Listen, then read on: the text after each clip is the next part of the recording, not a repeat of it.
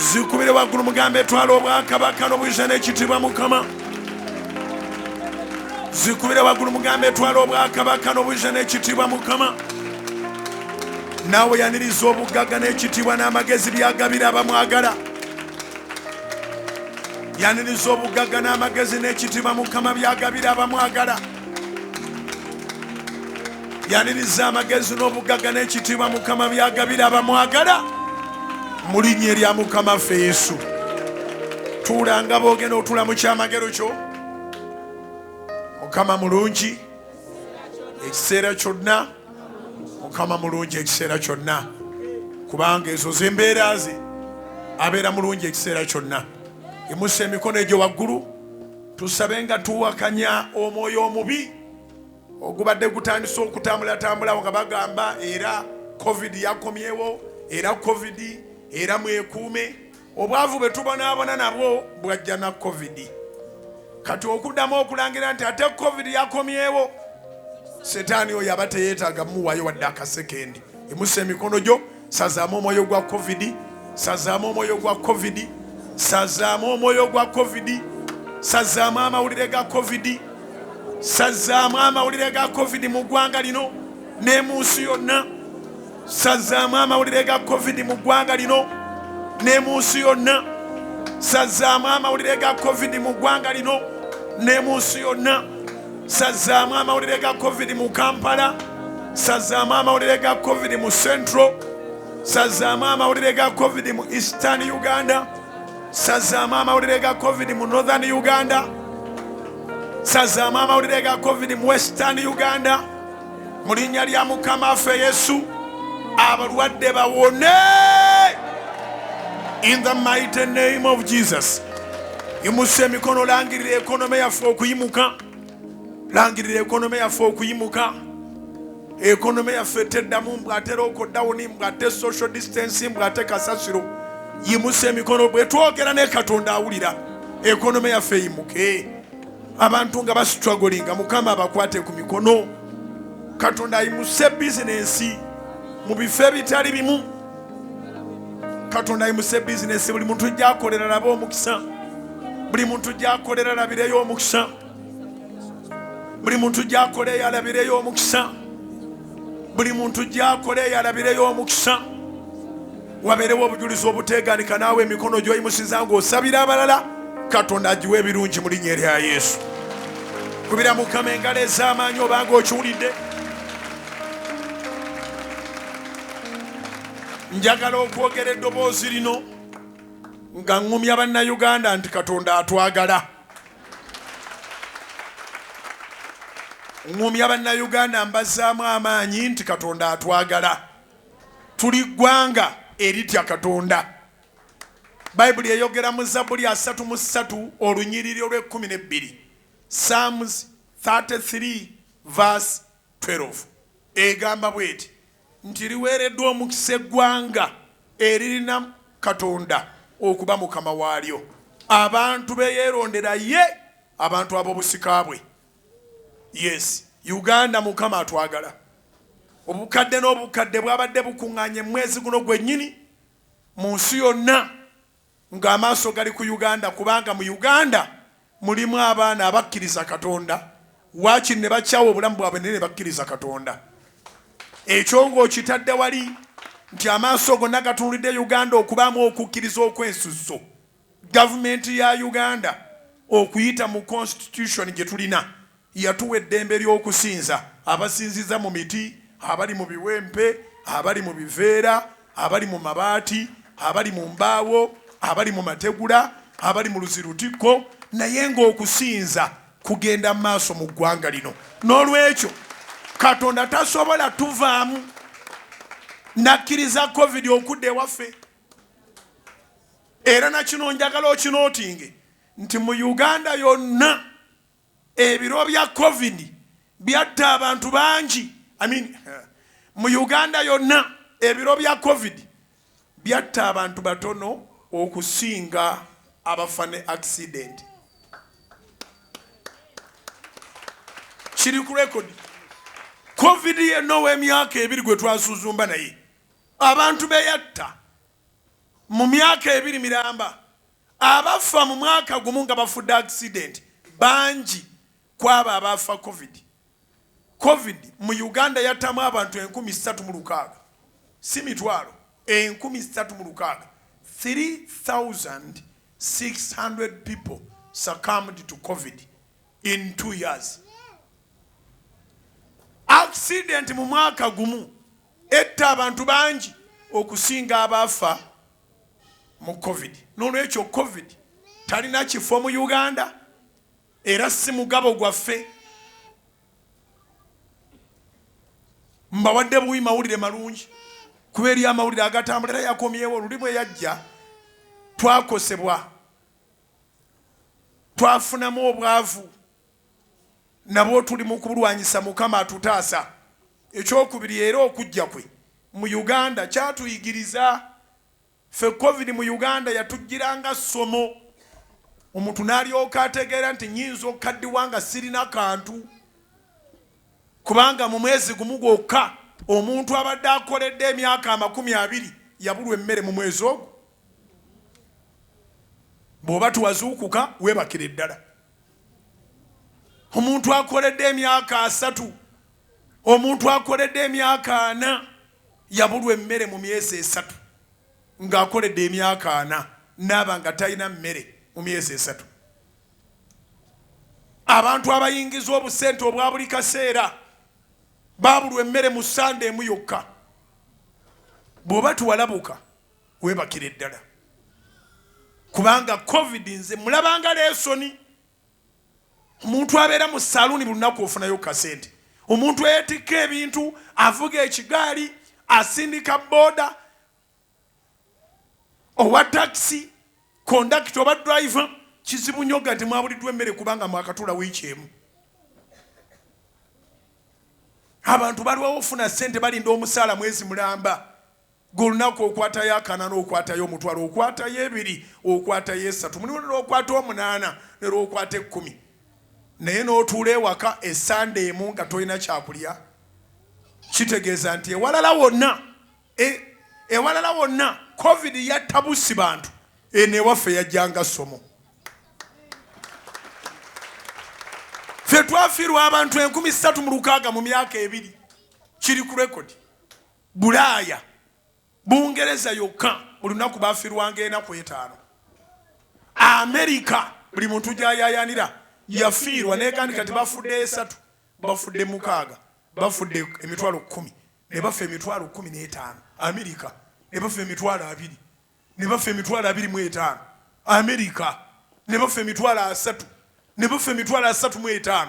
Soogera ku ssente njogera ku bantu emitwalo gye njogera gy'abantu ne bafa Abamerika emitwalo 4 ezo disitulikiti nga 2 eza Uganda ne bafa Abamerika emitwalo 45 ne bukya ku makya ne balangira nti basibye emirambo emitwalo 50. Balina abasawo bonna balina ssente zonna ne basupapawa b'ensi yonna balina amalwaliro gonna naye bwakya ku makya ne batuga nti baakafiirwa abantu emitwalo 50. Uganda gy'olabanga etalina byonna emyaka 2 yafiirwa 3,600.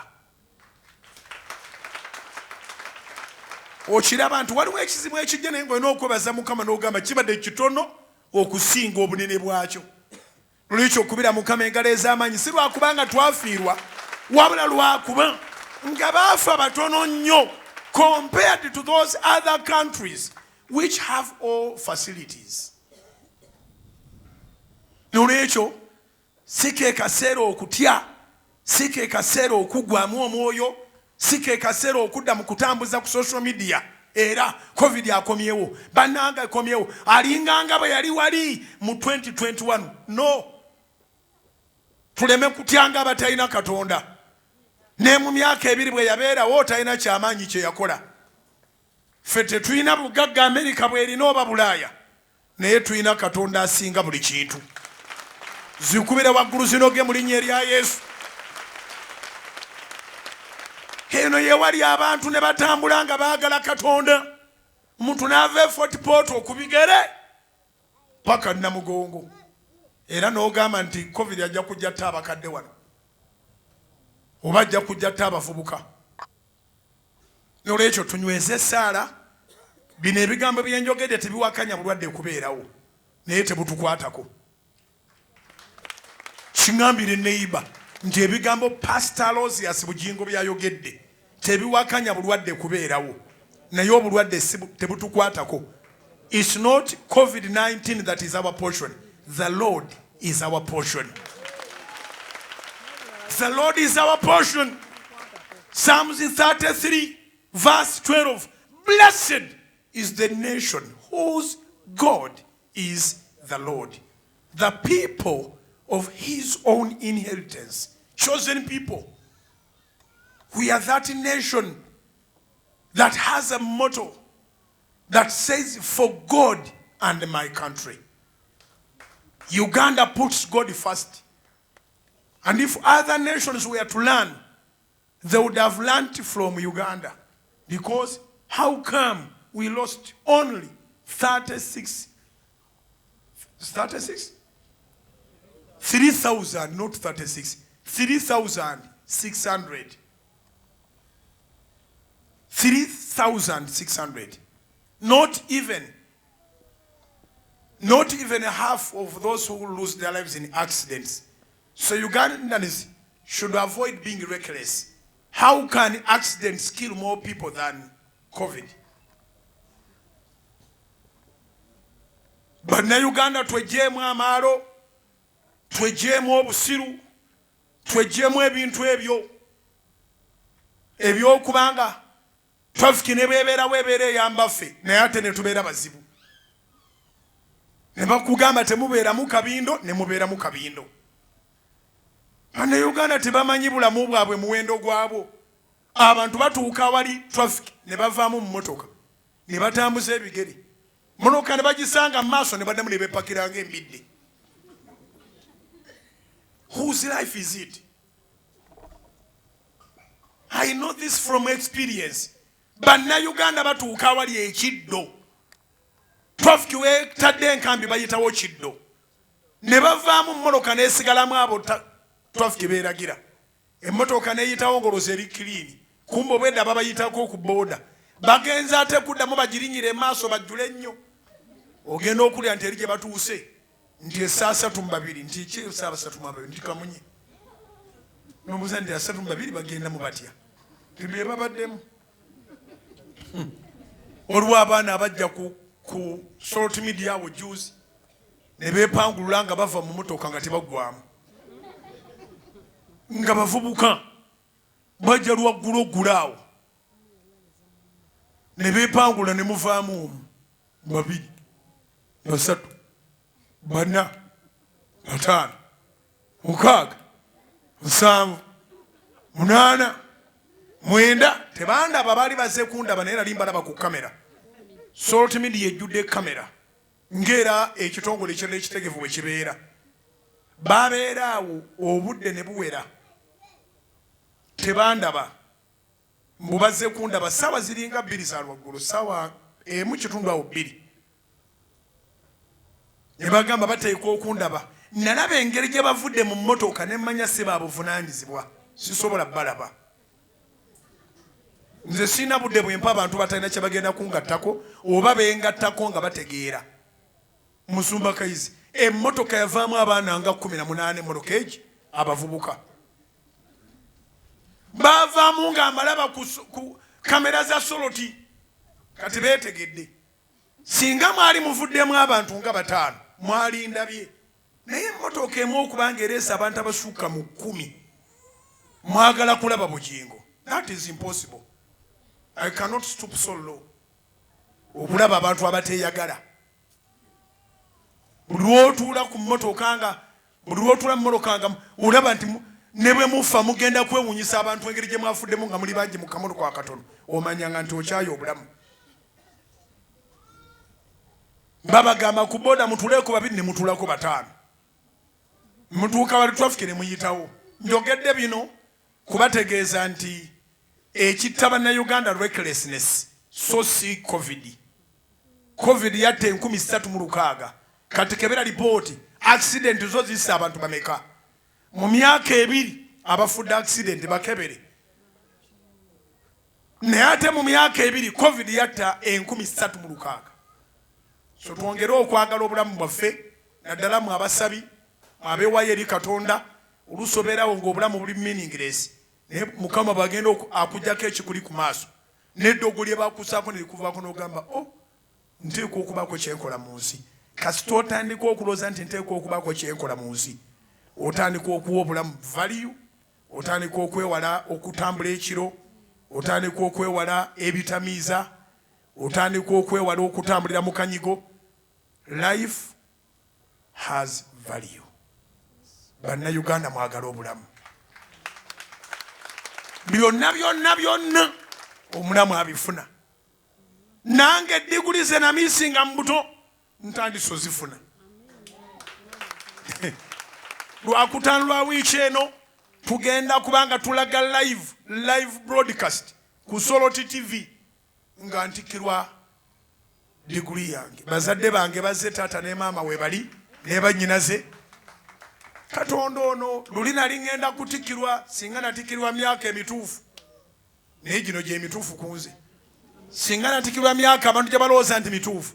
Ndowooza sandibaddewo na muntu kubanga ebukojja gye nakulira kojja ng'agamba n'embwa zinsinga. Omwana w'omuko talina kyagasa. Kati singa nasomera awo ani yandibadde ku matikira gange. Naye kaakati taata waali, Musumba Kayizi waali, maama waali, mwemuli n'abatasobole kutuuka we tutikkirirwa mugenda kutuuka okuyita ku Soloti TV. Ku Lwokutaano ssaawa abo ndowooza nga 4 okudda waggulu oba 3 okudda waggulu tujja kuba tuli live kutuuka omukolo le gunaggwa okutikkira. Naye ekyo kyonna nkituuseeko lwakuba nasigaza obulamu. Abavubuka mukuuma obulamu, mwagale obulamu. Leka kweteeka ku musajja kubanga lwenti abuze.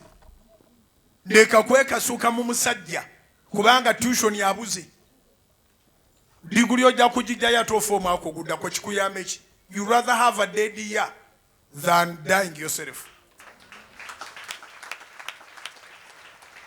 You rather have a dead year than dying you yourself. So toyinawo ogenda kufiira tebakulimba. Obanga otya kuswala nti bagenda kukasukira ebintu wabweru era tewebaka na Land Road kufuna ndwadde za busa.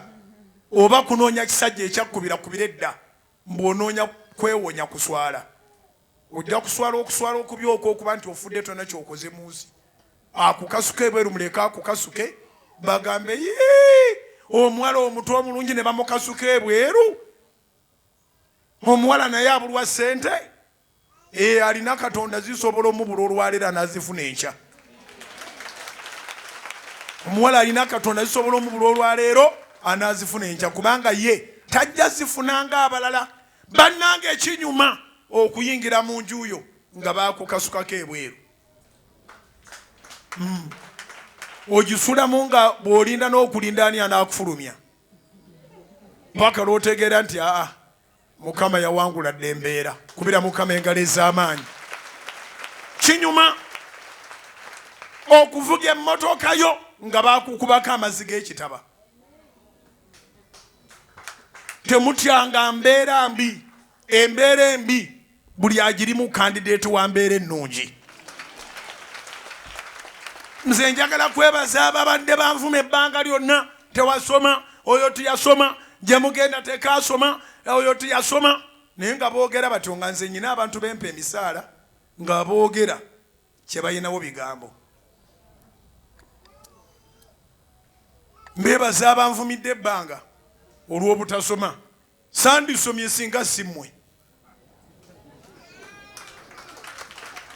Sikulimba. Ate kati bagambye nti nsomye kunoonya mirimu. Sinsomye kufuna mirimu. Era ngenda kujjayo empapula zange mangu nnyo. Newandiise ku masters. Kubanga egenda kugwa 2024. Nayiga okubala emyaka nti emyaka gisobola okugweramu nga tona kyofunye. Oli naakulekawo n'akimwali empapula ng'olaba. Kati 2024 nze musuubira. Nayiga okukkiriza kubanga nze ndi mu Katonda. Sisobola munnabyabufuzi tasobola kunsinga kukkiriza.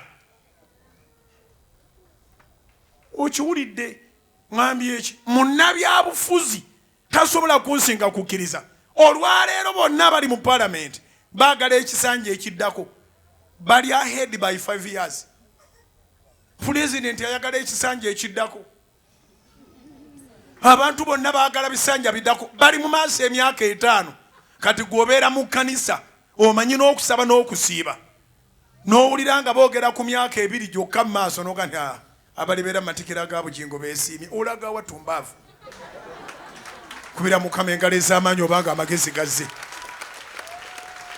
pulaani tuli eri mu maaso tuli mu 2.5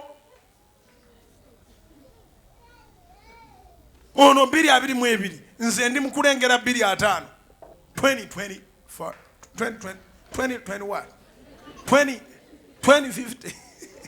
2050 fe tuli mu 2050 kiŋŋambire ndi bani tuli mu 2050 ate kati accent eriwo kati oba olwo bali babajogera batya nenja kubaawo 2050 ndowooza kukolo bali babagiyita twefi kubanga abantu gye bakoma okuwangala n'okendeeza obudde obw'okwonoona edda abantu bayimiriranga omuntu n'akubuuzaako how are you okay how are people at home kati bagamba hai yeekanga bwekanzi bwakubuuzizza hai nawe hai nemuyisiŋŋanya tewali budde bwakwonoona eradde maamu mirembe bwera nyoge eradde hai olowooza nti akukanzi bayisiŋŋanya mu nkubo za office n'owulira bwe beekanga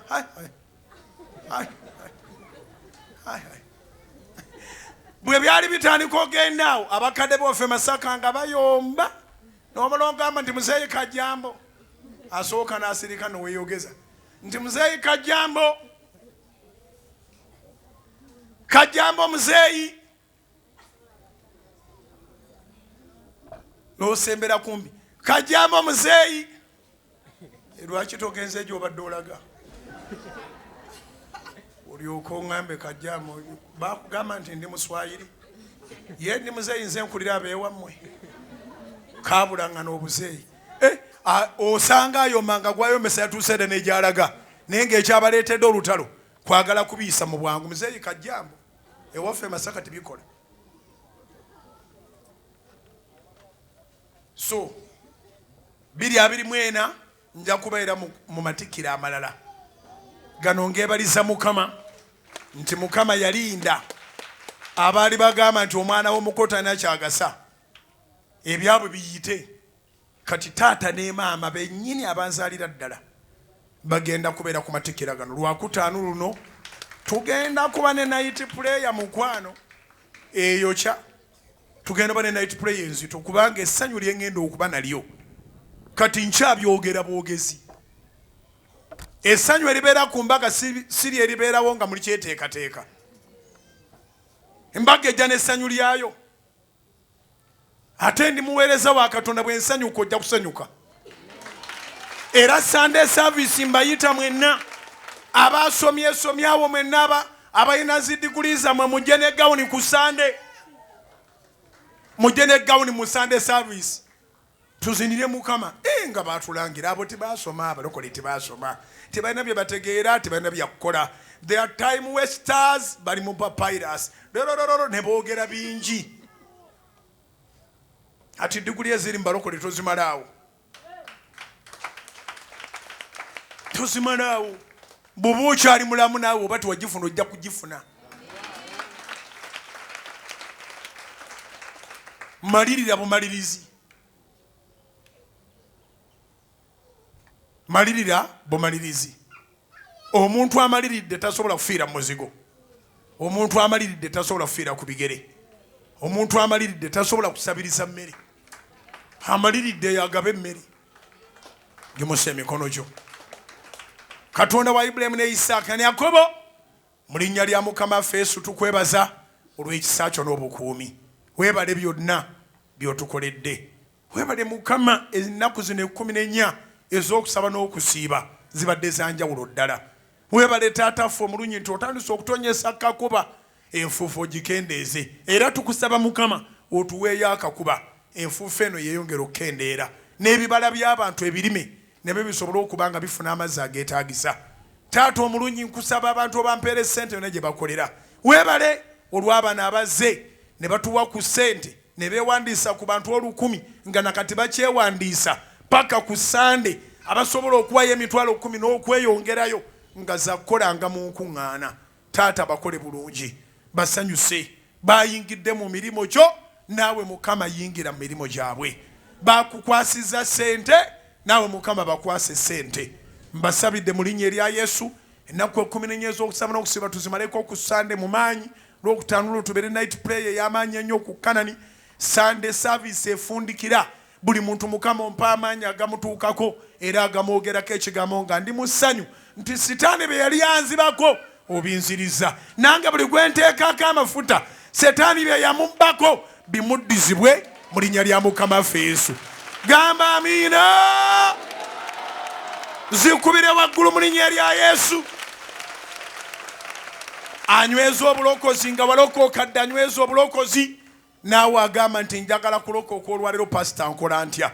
Yimusa emikono egyo waggulu twatule ebigambo bino nga ffe abamutunyweza abalala nga muyingira buyingizi mu bwakabaka bwa Katonda okufuuka famire. Gamba nti ayi Yesu, olunaku olwaleero ekigambo kyo nkiwulidde, onkoze bulungi. Essaala eno gye nsabye olwaleero tendese kyekimu, era Mukama nkwebaza kubanga ebyange birongoose, naye nange neenenyeza munda mu mutima gwange neŋŋamba nedda, kandeke ekibi era kandeke ebibi. Nsazeewo okwenenya, tewali ankaka, tewali ampaliriza, era nsazeewo okulokoka nga tewali ankaka. Taata nsonyiwa ebibi byange, nkyenenya okuva ku mutima gwange, ompeemu obutuukirivu, era njatula n'akamwa kange nti ndokose. Ebyo byonna bye nakola, bye bankozesa, bye bankolera, bye mbadde ndowooza okukola, emitima emibi gye mbadde nnina, byonna byonna mbyeggyeko olwaleero. Neenenya endagaano zonna n'ebibi byakwo okuva ku Adamu ne Eva, kuva ebukojja, okuva mu kika, okuva mu byajja nga bipaluuka mu makubo, ebibadde binnondoola nga bimpita waabyo, nze siri waabyo, mbyekutulako, nyingidde famire ya Katonda, kubanga kyawandiikibwa mu Yokaana essuula 1 olunyiriro lw'12 nti bonna abaakusembeza Yesu wabawa obuyinza okufuuka abaana ba Katonda be bakkiriza erinnya lyo. Nkusembeza mu bulamu bwange, yingirira ddala mu nda yange, saagalamu kirala, njagalamu ggwe Yesu, njagalamu Omwoyo Omutukuvu yekka yekka mu linnya lya Yesu. Kwegayiridde Mukama, endagaano zonna ezaava mu relationships mu banyumba ge nasulamu, bye nabuuka mu masaŋŋanzira, bye nakyawagana nabo, byonna binte mu linnya lya Yesu. Kola endagaano empya eya Mukama nga Yesu Kristo, ey'omusaayi gwe ogw'eggologoosa, era nga njatula nti ndokose, era kati okuva leero ndi mulokole okutuuka Essuula likima ekkanisa. Mbeere mulamu ku lulwo, era ndiva mu nsi ku lulwo mu linnya lyo Yesu. Kwegayiridde Mukama, sangula amannya gange gave mu bitabo bya Geyeena gayingire mu kitabo eky'obulamu, obulamu obutaggwaawo. Yogera amannya go goyagala bajje mu Geyeena. Gaddemu ogogera amannya goyagala bajje mu bitabo bya Geyeena. Ddamu oyogera amannya goyagala bajje mu bitabo bya Geyeena. Aloysious Bujjingo, Mukama gawandiike mu kitabo ky'obulamu obutaggwaawo emirembe n'emirembe. Amannya gange gave mu bwavu, gave mu buyinike, gave mu kulemererwa, gave mu kusibibwa, gave mu misango, gave mu balogebwa, gave mu bawangulwa, gave mu bafanga bato mu linnya lya Yesu. Gonna amannya gange gajeeyo yonna ewabi ogateeke mu kitabo kye eky'obujulizi. Ntambulirenga mu bujulizi, naakuweeranga obujulizi yonna gye naatambuliranga mu linnya erya Yesu. Gamba amiina. Weebale kulokoka, zikubire waggulu zinoge, weebale kutwala Yesu. Haleluya. Jayo ensawo yo, jayo manepaasi yo, jayo waleti yo, jayo CV yo, jayo flash okuli ebintu byo, tubiteeke mu maaso ga Katonda omulamu. Jayo vision book yo, ali wano naawe ali ku radio naawe ali ku TV, wanika ebintu ebyo tusabe. Katonda abeera omulamu nannyini kisa, amafuta gano nga kukwasiza, Mukama nga bwe ndabye ng'onziriza, Setaani bye yali anzibyeko. Nange buli gwe ngateekako Mukama omuddize era omulwanire ebibye byonna Satani bye yali amubbyeko bimuddire. Abantu benteekako amafuta baveeko ebikoligo ne buli mwoyo omubi gubaveeko mu linnya lya Yesu. Endwadde ezibadde zitawona ku baana ne ku bakulu buli gwenteekako amafuta teziddanga. Obwavu bwe buto nabwo tebuddanga. Embeera embi Mukama nayo teddanga. Wakati mu kusaba kuno n'okusiiba wonya abantu eddogo ate nga tebaliddamu kulogebwa. Mu linnya lya Yesu amafuta tugaawudde, n'ago g'okuttegwa ali wano naawe ali ebweru tugaawudde. Mu linnya lya Mukama Yesu amafuta tugaawudde, tugawadde Katonda omulamu, Katonda wa Ibulayimu ne Isaaka ne Yakobo. Amafuta g'abaana bo ge basitudde nago ngaawudde. Mpaayo ensawo zammwe, mpaayo mane paasi zammwe, mpaayo waleti zammwe, mpaayo CV zammwe, mpaayo flash okuli ebintu byammwe, mpaayo vision book zammwe, mpaayo manifestos zammwe, mpaayo ebyammwe byonna, mpaayo bank accounts, mpaayo company accounts, mpaayo vision zammwe zonna eri Mukama Katonda agabirire era abafuula ab'enjawulo. Kitango omulungi ow'ekisa ekingi waŋŋamba nti Bujjingo tolekangayo saala nga tosabidde bantu favor. Kyenva mbasabira favor, extraordinary favor, the favor that attracts miracles like a magnet, irresistible favor, the favor that none of our enemies, none of our adversaries can be able to contradict or resist. In the mighty name of Jesus, Katonda nga bali omulamero w'ebyamagero alwane entalo zaffe zonna zetumanyi ne zetutamanyi, zetulaba ne zetutalaba, enkwe z'abalabe zonna azitte, bye babadde bagyeko engalo nga balowooza bitumaze bagenda okulaba nga bimaze bo. Mu linnya lya Mukama Yesu kuyitira omukisa ogutaliiko obuyinike, mukisa gwa Mukama okuva mu nsonda zonna, ogw'omu masekkati, ogugaggawaza gutwale mu linnya lya Mukama Yesu. Kitange waŋŋamba nti Bujjingo bonna b'osaba nabo ndibafuula akalango. Nsaba Katonda akunfuulire akalango mu linnya lya Mukama Yesu. Omuntu yenna katasobola kuwakanya mu linnya lya Yesu kikubeeko mu linnya lya Yesu. Obeere billboard ya Katonda kitwale in Jesus' mighty name. I call that a service. Let us meet in another service. Continue praying and fasting. Believe God. Don't stop believing.